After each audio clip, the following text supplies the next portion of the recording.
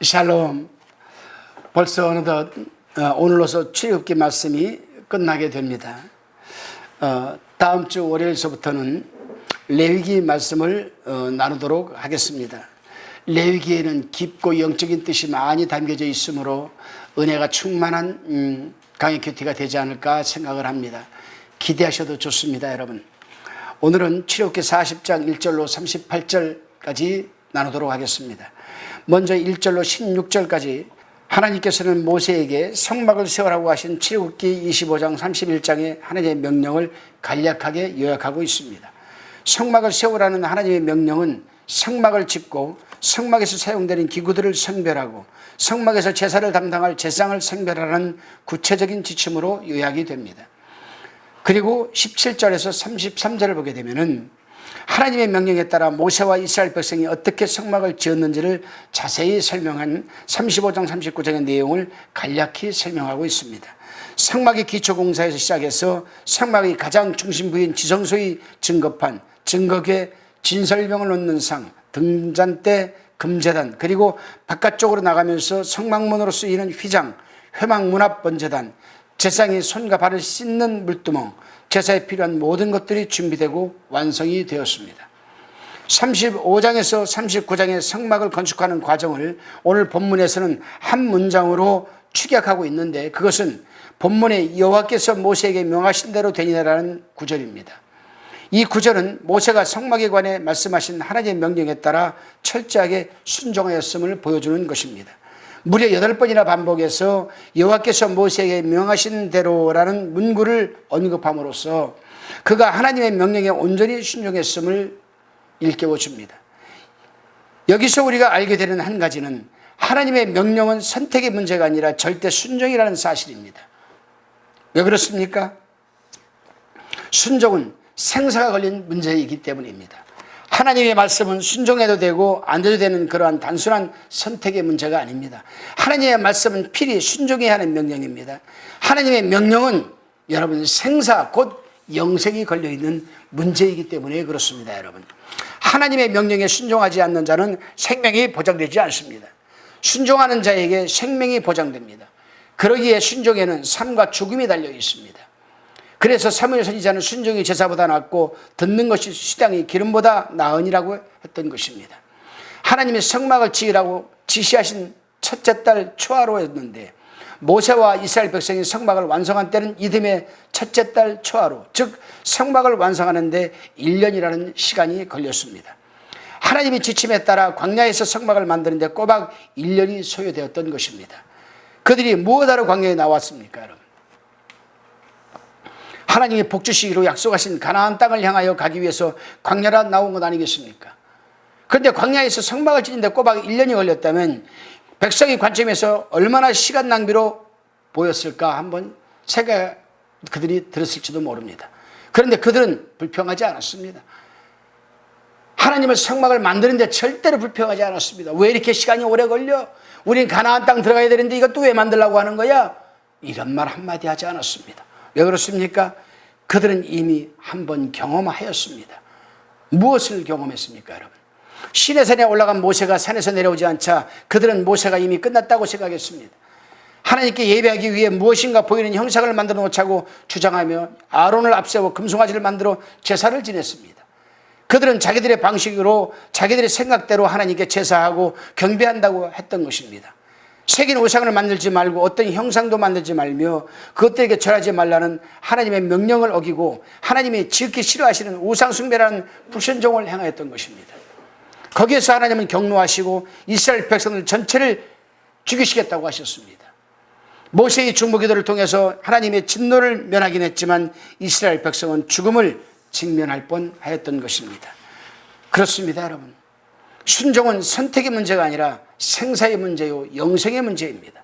죽고 사는 것이 순종에 달려있는 것입니다. 그렇습니다. 하나님의 말씀에 순종하는 자, 곧 예수 그리스도의 인도하심을 따라가는 자는 하나님이 함께 하시는 것입니다. 말씀이 육신이 되어 우리 가운데 오신 예수 그리스도께서 친히 당신의 말씀에 순종하며 사는 자의 선한 인도자가 되어주셨습니다. 오늘 하루 친히 불기둥과 구름기둥이 되어서 우리를 인도하시는 예수 그리스도 안에서 하나님의 현존을 경험하시는 복된 하루가 되시기를 주님의 이름으로 축원드립니다. 기도하시겠습니다. 주님이 명령하신 대로 그대로 순종한 모세와 이스라엘 백성들 가운데 찾아오셔서 성막 가운데 임재하셨던 것처럼 우리도 주님의 말씀대로 순종하는 사람들 되게 하옵소서. 그들의 눈에 보이는 불기둥과 구름기둥으로 이스라엘 백성들의 걸음을 인도하셨던 것처럼 오늘 우리 눈에 보여주시는 하나님의 말씀 소육신하여 우리 가운데 오신 예수 그리스도를 따라 순종의 복된 걸음을 걷게 하옵소서. 예수 그리스도의 이름으로 감사하며 기도드리옵나이다. 아멘.